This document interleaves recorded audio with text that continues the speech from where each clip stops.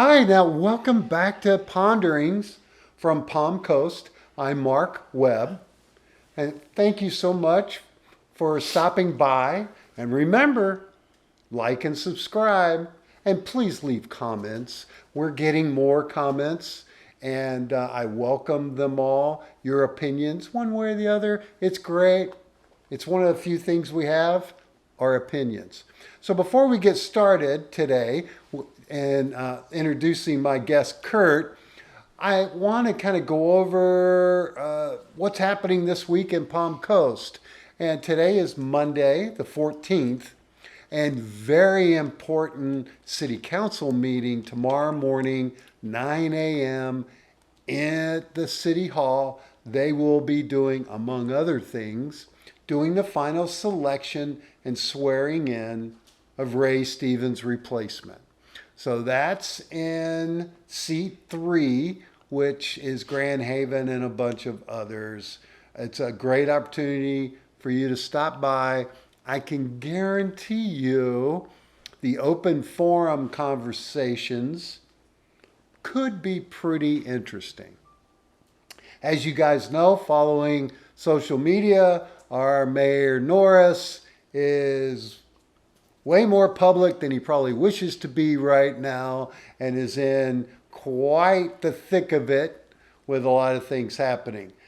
Also, Wednesday, you guys have been following the conversations in American democracy. Well, we do that in an open forum over at the Pine Lakes Golf Course from noon to 1. The views have been amazing. The conversations, which I know Kurt participated, has been really great. You're welcome to that.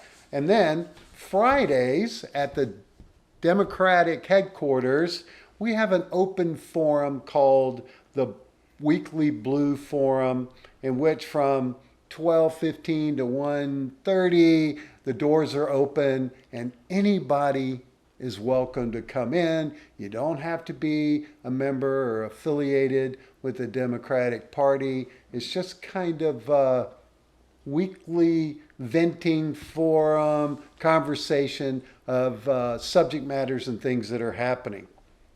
And very important, on Saturday, the 13th, we will have another huge, we hope huge, hands-off rally at the 2 locations which you've seen before, over by Target on 100 and over by the ABC on Palm Coast Boulevard from 11 to 12. Everyone's invited. Bring your hands-off sign. The creativity of some of those signs that we saw and feelings and people were artwork. They were amazing. It was awesome.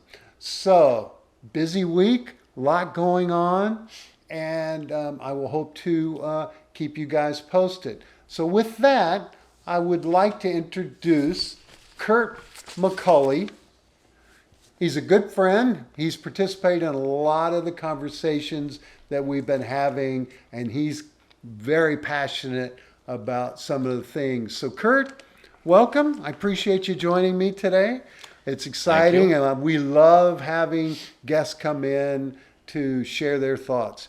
Could you first give us a little bit about Kurt? How did you get here to Palm Coast, Kurt? Via the Caribbean. I stumbled into a career of sailing. I got licensed and did the whole thing. I went to the University of New Hampshire. I got an undergraduate degree in geography, which aids my sailing every day, aids my daily life every day. And then I got a master's degree in government.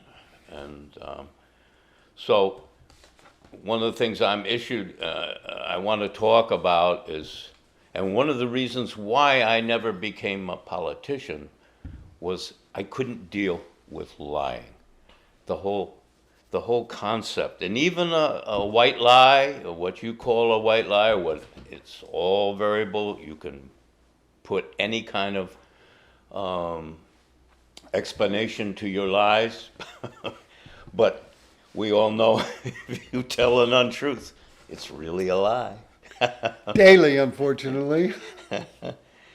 I'll give you a definition: a false statement made with deliberate intent.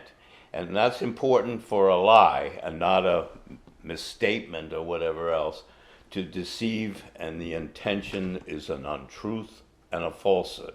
Anything meant to deceive, to give a wrong impression and give the lie to, reflexively to get out of difficulties. That is the main motivation, is that we do not want to tell the truth. So how would you apply that to like embellishment? Well, that Like I saw Elvis last week. Right. Bit of an embellishment. He looked like Elvis. He could have been Elvis. You know, he was down at the Publix Oh, he was. shopping. You know, I heard he was retired here in Florida. Right, yeah. And every now and then he pops up to keep the lie alive. Exactly. Okay, so why? Why do we lie? Many reasons and motivations. Or do we call a lie when a friend repeats something that we know is not true? How do we confront a friend? Or we call a lie when a salesman exaggerates or even lies about a product or a service to get someone to buy. Or do we call a person who makes a mistake when they get the date or place wrong unintentionally? So we can see there's a lot of reasons to lie. Anyway, the word that I attach to lying is credibility. And for someone in public service, he has an official title or something like that, then he has we give him the credibility to make statements. So a pastor would not normally be accused of lying because they are a credible source, or some person in your life that you respect. Right. Deserves credibility. Credibility. Yeah. And when we give them that credibility, we expect something in return. And that's the problem that a lot of us face today, is that power, and with it the legitimately affected officials, appear to be able to speak as officials, and their credibility is established. Power in politics is usually grounded in a story. That story usually comes to us in some lore or facts, and which the story is used for truth, so propaganda and compelling vision for people to follow. If that vision is not compelling enough, we may need to make it more than it really is. I think we all know this. This is how embellishment is a tough one to take, and when it becomes too much, we have to speak up. All right. We now have intent, and intent is the main thing that you have to feel you have before you can really be accused of lying. And that's the legitimate hang-up, is that the news media at this point has been more than cautious in calling a lie a lie. We hear the many statements, misstatements, everything else but a lie. And you have to understand the reticence to do that, because it is an accusation, and it is an accusation that we all know can lead to the courthouse or the dueling arena in the past, Hamilton maybe, and the whole thing. I just got back from Charleston and was staying in a place called right next to what was the Philadelphia Alley in Charleston. And guess what took place there for accusations of lying? Duels. Many duels. And of course, it's on the Ghost Walk in Charleston. You go past. I went through it one day and didn't even understand until I read it later that maybe I saw a ghost. There was a famous doctor who was shot and killed in the duels. Anyway, this is what I'm thinking, and maybe Mark has some questions for me. Yeah. Well, first of all, we have to fight, and this is my opinion, that there's this common acceptance of politicians. And for many years, the common person being bombarded by political ads and promises to the moon. There was that old adage, if a politician's lips are moving, they're lying. So we become numb, a polite word for no longer really caring one way or the other. It just becomes noise. And it concerns me when politicians lately, including the administration today, prides itself on providing so much misinformation, disinformation, and I'm not going to call it lies because they're talking about possible things in the future, right? That they're saying tomorrow this may happen. Well, we don't know what the future's going to bring, but we do know yesterday things happen that are factual or not factual. But how do you deal with the reoccurring common misinformation or lying that we're seeing all the time?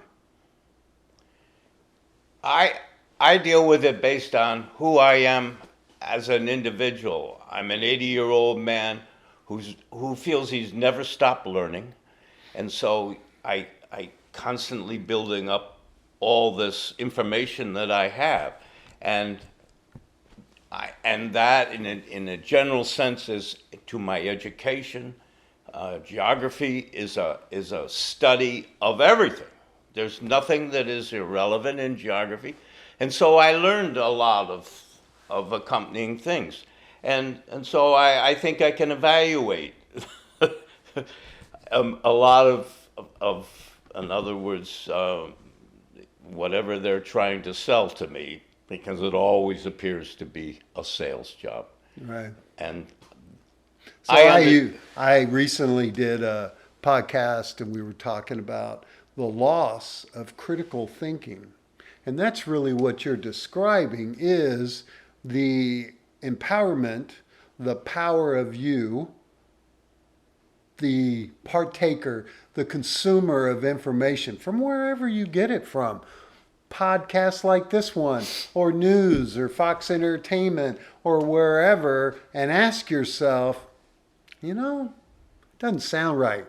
Doesn't feel right. I'm going to look into it and not just trust it as factual. And with that loss, we give away, we lose our ability to understand what is a lie. And for some I've talked to, they're so overwhelmed, they just no longer care. right. They don't care about another conversation. I know last night on 60 Minutes, they were talking about Greenland. And my wife turned to me and she goes, I'm so tired of that story. Yeah. I'm so tired of that information. And that's their goal. That is a person's or a source of information to do that. So how do you deal if you run into individuals that are convinced that something that you know to be a lie, and they're trying to convince you that it's true. How do you handle that? Well, it comes all the way back to the word credibility. I think what we have today in our public officials is a squandered power for credibility. And I think that hurts more than anything else.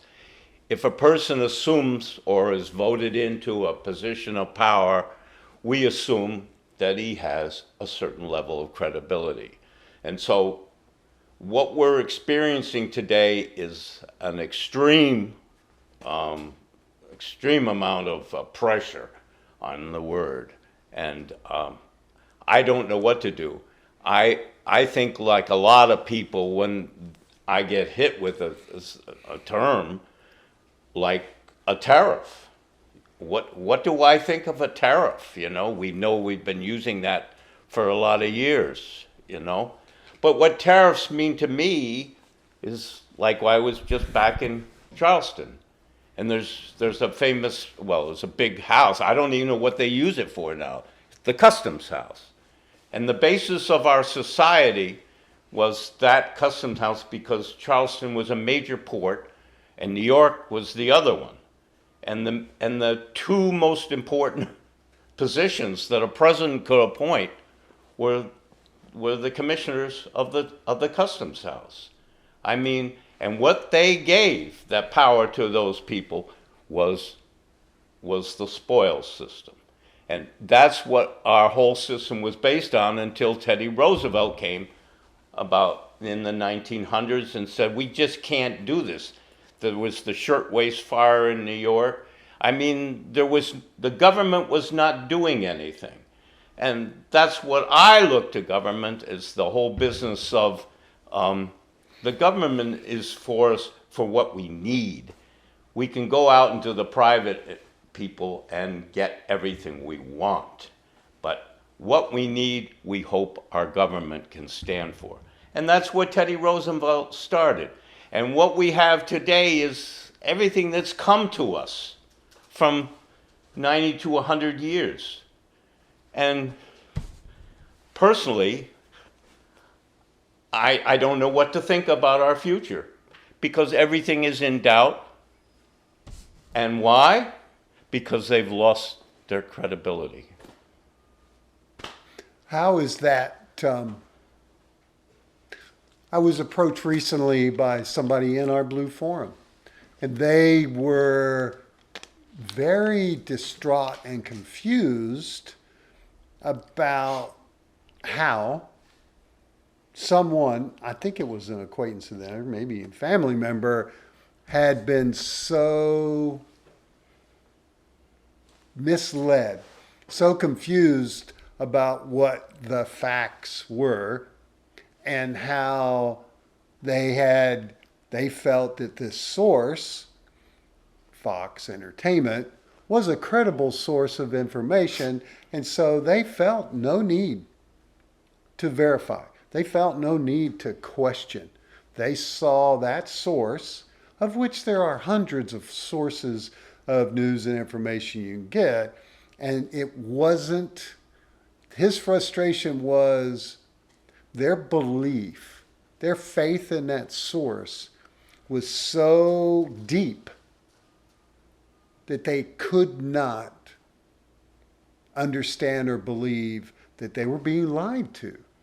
And so faith and belief in credibility of a source can be a driving point as to how you live and react to information that you're provided, which could be a blatant lie. Just recently, 2 nights ago, the administration's press secretary went so far as to say that our present president had won with a huge majority and had won in a huge landslide and had the mandate of all the people of this country. Now, we know that's not true. And we know that it's very easily checked.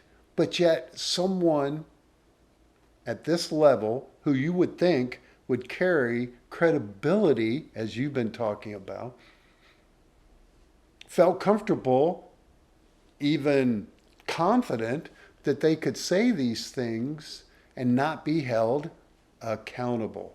So I'm challenged, and this individual was sharing with me, that they were challenged in interacting and commenting or talking to people who see credibility differently. Have you been running into that? Of course, and I think that this is the real danger, because I studied meteorology through geography. I understand the weather, and of course, as a sailor, there's nothing there's nothing more important. How should I feel about what's coming when Doge cuts the U.S. Weather Service? And once again, the responsibility of the individual putting out a message on an approaching hurricane. Where are we going to be? And there should be some feeling of responsibility that he's telling the truth to the people, because the people want to know and they have to know. I think we're in a crisis, and that's the reason why I'm talking about lying. That is a very obviously the most serious example. Public health and everything else is all tied up in some officials saying the truth, right? Yeah, like the measles vaccines Right. that we've been seeing about, that are convincing people that, hey, you have a choice. You don't have to get your kid vaccine, and yet that kid getting sick in a school can spread it to a multitude of other people. So the risk, but I find, like with the weather, and I hate to cite this, but if a weatherman's 30% correct on a daily basis, we all laugh. And we know that when hurricanes approach Florida, some people don't believe it till it blows their house down. Right. Because they're going to stay there, and I've been through 20 of them, and then they die in their apartment, which is tragic. But there's providing information. There's organizations and people, and even what we're doing here and now, providing information to you, comes with the caveat, I believe, you still have an expectation to verify it, right? Right. As I know, when I was sailing, I had multiple sources of weather that I would look at and check to get a consensus of what they believe the weather's going to be. And that was on me. That was on you, Right. to decide whether you're going to go sailing or not. So, Kurt, what do you think the people that are providing this source, do you think they hold a responsibility to verify what they're saying to the public is true or not? I think very much so. I would think they would, because they should be held accountable if what they dish up is disaster, and they didn't call for disaster. I don't know what to say, but I think that is a real serious problem, and we are in this crisis right now. This is the reason why I've done lying, is because we want. I don't think the world is becoming less complicated. It's more, and that encourages people to do their own critical thinking, and definitely do not trust one source. And the politicization of the news media is not a welcome thing, because I shouldn't say it, Trump took a magic marker to the Hurricane Dorian, which, if you don't know it, look what it was, a Category 6, and then we don't even have a category for that. And what it did to the northern Bahamas is enough to say it wasn't going to Alabama, which Trump said. So I know this. I follow these things because I am who I am. But I think we're in dire straits, and that's where we are. We got 4 years of a man spewing all kinds of opinions. Right. I will admit I'm a news junkie, and it's more out of curiosity and verification.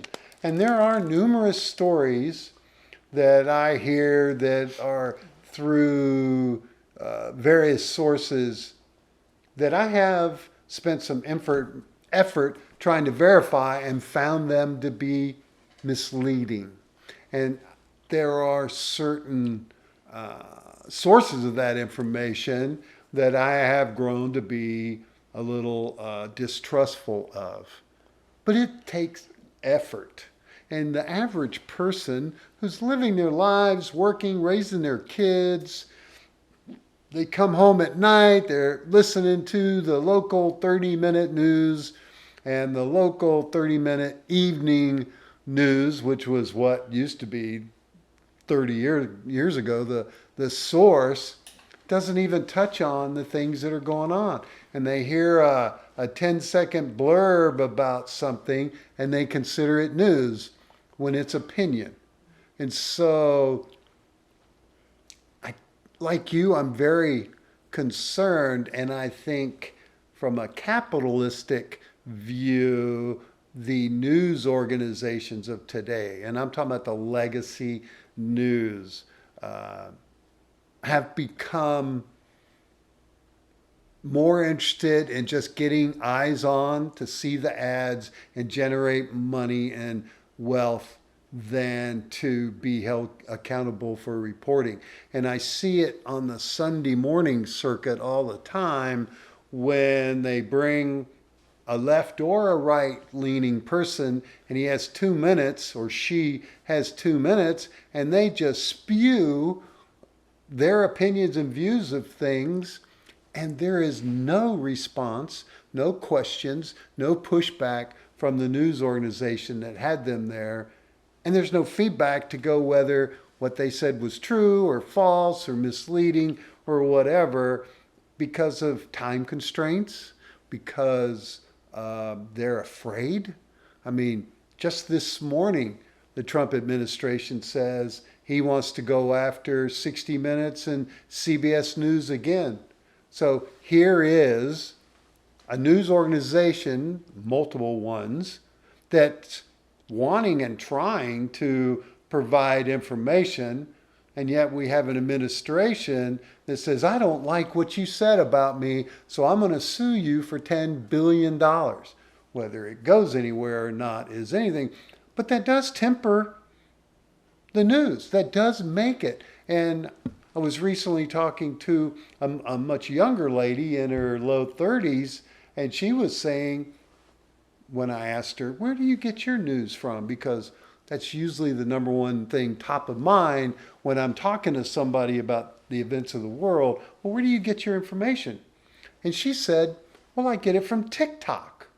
Now, I'm going to be honest and say I know almost nothing about TikTok other than it appears to be a very individualized source of information. And I asked her, I said, so why do you trust TikTok?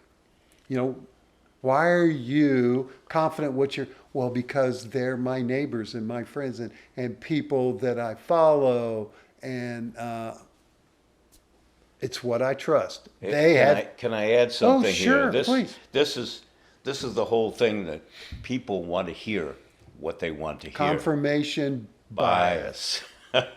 It's a thing. Yes, it is, and it's difficult to get over. And a lot of these people didn't have Walter Cronkite in the past. They didn't have somebody who they thought really told the truth to them. Right. And so now they're down the rabbit hole, listening to anybody, and what they listen to, they believe, and it doesn't matter the source, and that is sad. Yeah, well, there used to be, the FCC used to have a law on the books that Congress put on that public media, ABC, NBC, CBS, had to follow, and it pretty much said, when talking politics, you're required to provide equal time. And for those of us that remember when 60 Minutes first started, they would have a segment where a left and right leaning Republican Democrat would discuss something and they would both be provided.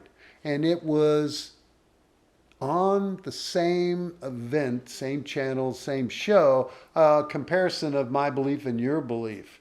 And it was removed by the head of the FCC during the Reagan administration.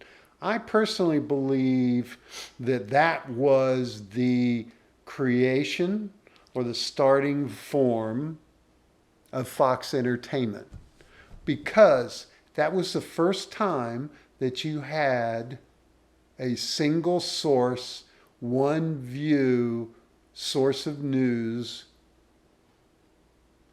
that you could go to get your confirmation bias. And it has since exploded, and you can see it daily. Sometimes I was just watching last week when the market was crashed, 100 and what was it, 1,800 points down or whatever, and I flipped over to Fox Entertainment and they were talking about Trump and golf.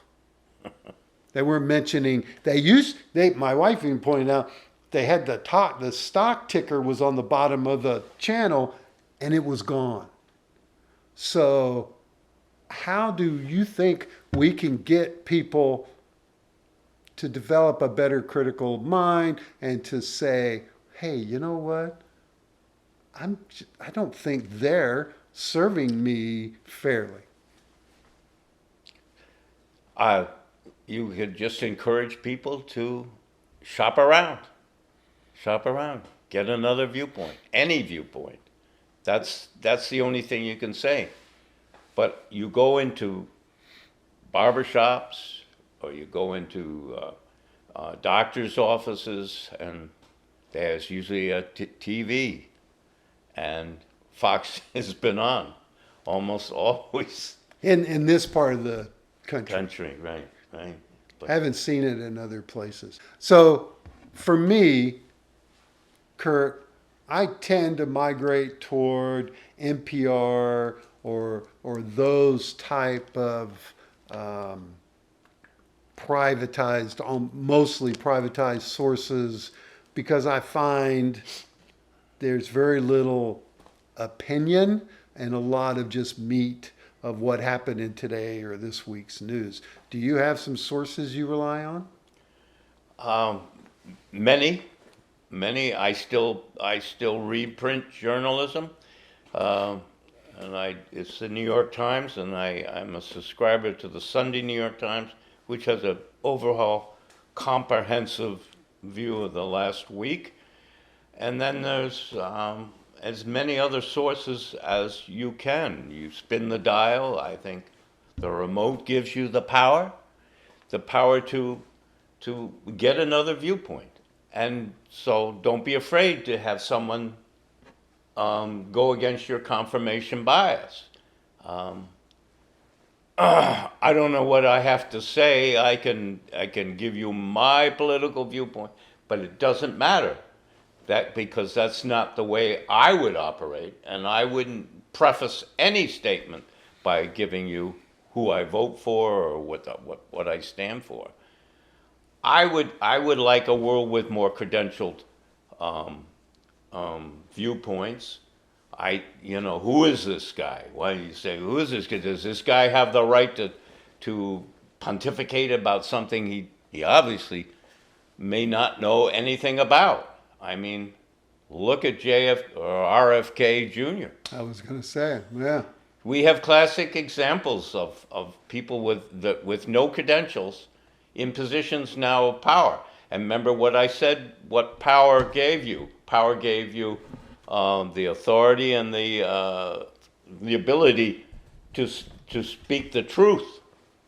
And if you abuse it and lie, where are we going? We've lost credibility. And these guys are going to have a lot of egg on their face if they can't predict the coming hurricane season. And that's going to be a reckoning. But you bring up a great point, and I think as a consumer of information, whether it's New York Times written or online through your phone or watching NPR or ABC, whatever, you have to have an expectation of credibility when someone's telling you about something, whether we have an incoming storm coming and where we think it's going to go left, right, or whatever. And I will say that even our local channels,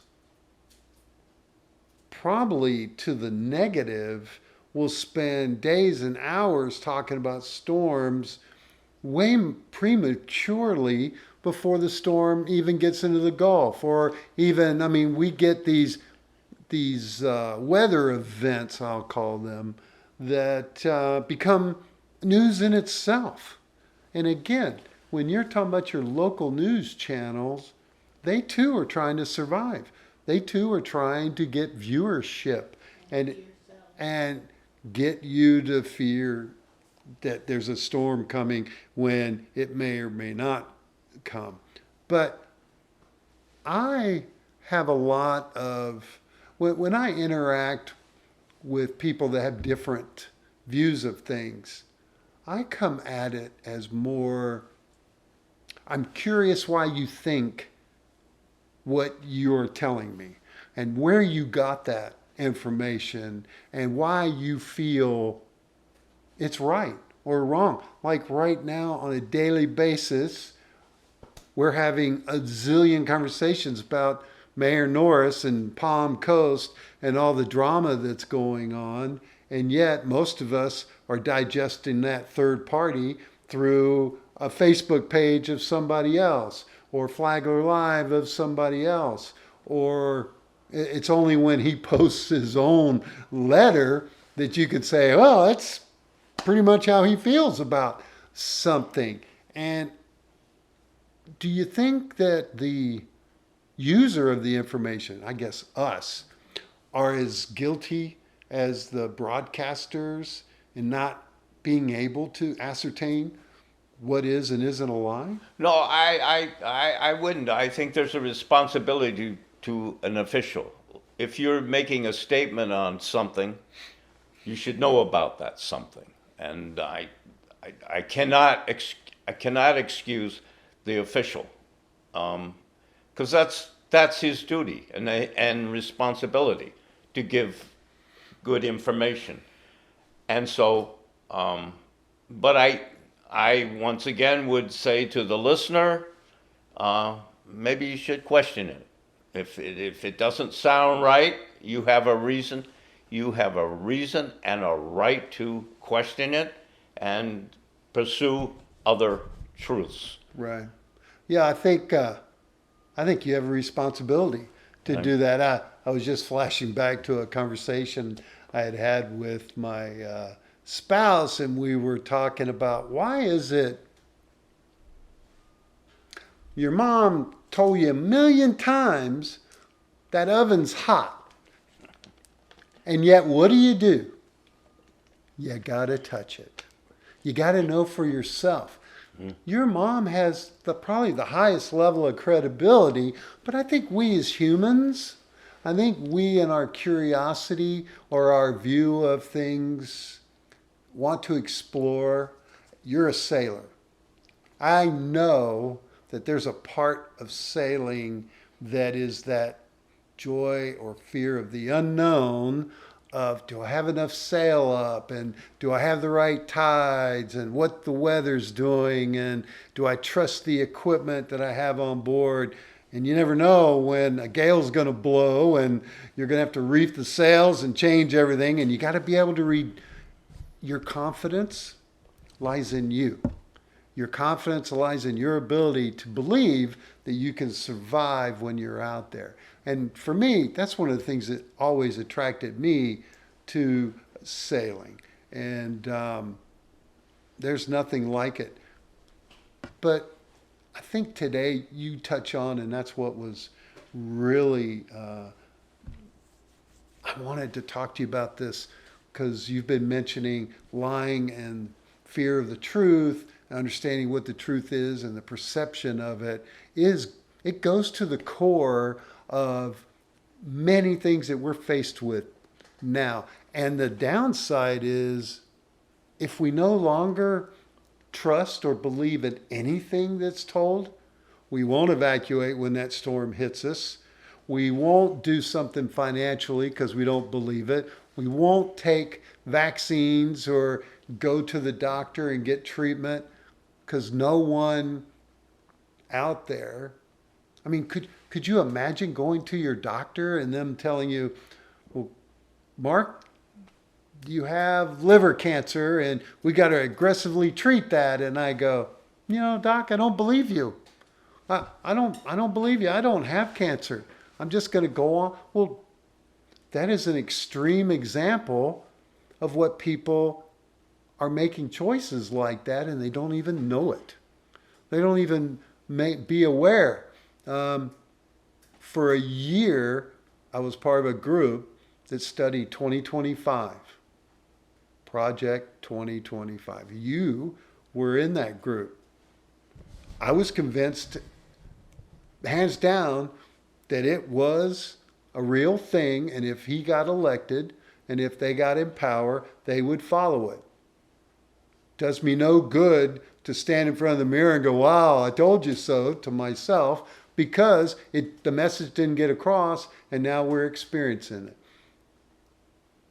I don't know how to communicate with someone who has belief or faith of a source of information, and I know that they're being lied to. Thoughts on that? I can just reiterate the whole thing. Society cannot tolerate this. It cannot tolerate officials lying to the people. It's the bottom line, and that's the whole reason why I'm here talking about this. It is an essential element in especially a democracy where we have to be somewhat on the same page. And if we're not, we're descending down a rabbit hole. And, rabbit holes are associated with who? Who was the rabbit? What was her name? Jessica? Alice. Alice. Going down Alice. Alice's rabbit hole. But anyway, we have to do better. We have to do better, or our country, our society, everything is going to deteriorate, and it's not going to be good. It's not going to be good because who can you believe? Exactly. Yeah, and that goes to the crux of it, and how you guys know that in this podcast and what I try to bring to you, and my wife says, "Oh, you're giving us more homework, huh?" People hate homework, but I am. You have to own your truth. You have to investigate. You have to not trust one source, because ultimately, you're the one that's going to have to live with the decision you make or not make about a decision or about a belief or about what you hear. You have that power to know and understand what's coming about. So, Kurt, any last thoughts before we wrap it up, buddy? I'm hopeful for the future.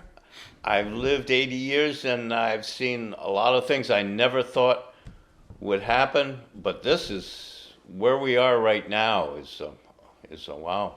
I don't know. I feel bad because I'm not leaving my son with a better world. I just had a grandson, and as I was holding him in my arms, I had that epiphany of what will his future be like. But I also really believe, and I've studied history, as I know you have, there have been dark times. There have been scary times. I was just watching a documentary about in the 60s with the Cuban Missile crises and how the entire country was scared to death about something that was brand new to them and they didn't know how to deal with it. But we got through it. We're pretty resilient. And I have faith and trust that people will do the right thing. So Kurt, thanks so much for coming. I appreciate you opening this up. I mean, we could talk about lying from how a little kid to whatever's going on, but it's important to learn to understand what it is, who's saying it, whether they have credibility or not, and what you truly believe in. So with that, guys, thanks so much for stopping by today. I really appreciate you. Remember to pay attention to your city government and things that are happening. As I tell people all the time, I can do very little bit about what the government in Washington is doing, but I can participate on all the things happening here locally with city efforts and county efforts as well. We've done a phenomenal thing with the fuel tank. We showed that we can be heard and that we can push the needle one way or another. You do have power. Do not underestimate activity. You do have the ability to show up, be heard, share your 3 minutes, talk to them, Facebook or whatever. So I applaud everybody that got behind that project. It's not over yet. They're still working on it. But take that as a win. Take that as a lesson that we, the people in Palm Coast, have a voice and have the ability. So with that, thanks guys. I really appreciate it and stay safe.